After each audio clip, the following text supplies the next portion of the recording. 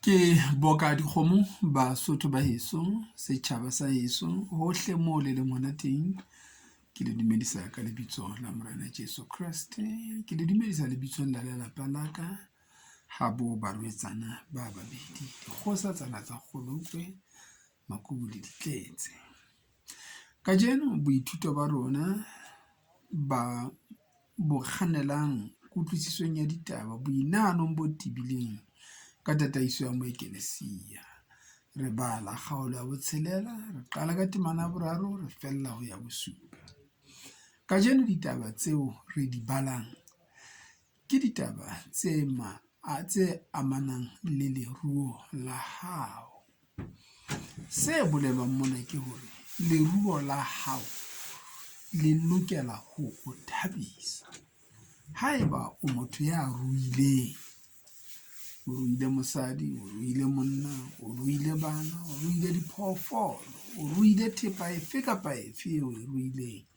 Haeba thepa ena e sa o thabise, e sa o fe kgotsofalo, ho phomola ha kelello, ha maikutlo a hao, leruo leno la hao moekelesiya hore ha lena molemo. Hore wena morui eno ya mokalokalo ya hafang ka mokatana o fetwa ke sefolotsana. Sefolotsana ke lesea le hlahang le se le sa phele. Bophelo ba hao ba dilemo tse ngata-ngata ka thepa e ngata-ngata eno ha e re letho. Ke a tseba hore o tla dumellana le nna hobane o a tseba hore Modimo o ile a o hlohonolofatsa ka mosadi le bana.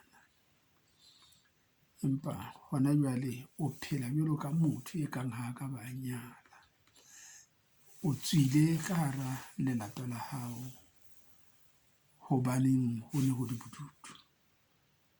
O le motona kapa o le motshehadi.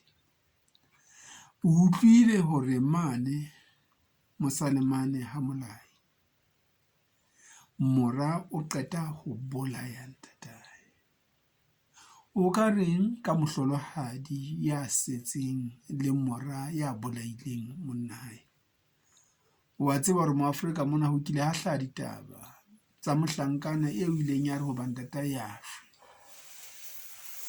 Phupu e fele, ho kuto ho etse dintho tsohle. Ha o qeta ho rolwa dithapo, ya ba o sheba mmae ka mahlong hore mme o utlwile phupung mane hore le leloko ha le ntaya le itse ke sale ke o hlokomela, o se kebe wa ba wa ntshokodisa. Ditaba tse jwalo kaofela wa di tseba.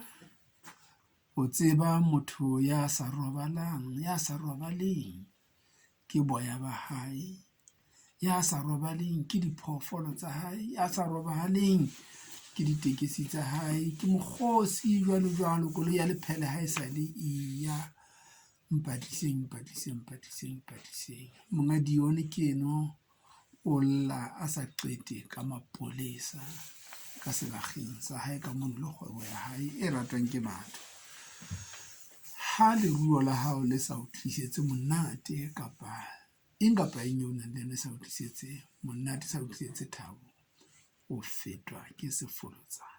Ha re ke re bale mona re tle re tsebe ho rapela.